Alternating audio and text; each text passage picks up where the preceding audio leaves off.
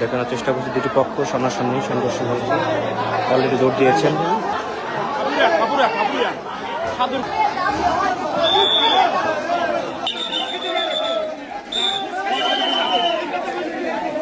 আমরা এসে আমরা পরিস্থিতি নিয়ন্ত্রণ করছি। উভয় পক্ষে ময়মুরবির সাথে আমরা কথা বলেছি।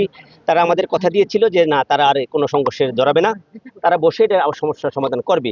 কিন্তু হঠাৎ করে আজকে সকাল 8টার দিকে যেটা আমরা শুনেছি যে ময়মুরবির কথা যারা ইয়ং ছেলেপেলে তারা শুনেনি, তাদেরকে বায়োলেট করেই তারা আসলে এই নিজেদের মধ্যে এই সংঘর্ষের সূত্রপাত করেছে। উভয় পক্ষে 1000-এর মতো হবে।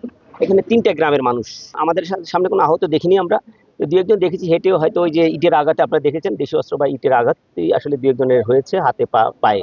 হ্যাঁ, আমাদের দুই তিনজন অফিসার সামান্য ওই ইটের আঘাতে আহত হয়েছে। আমরা তাদের প্রাথমিক ট্রিটমেন্টের জন্য হসপিটালে প্রেরণ করেছি।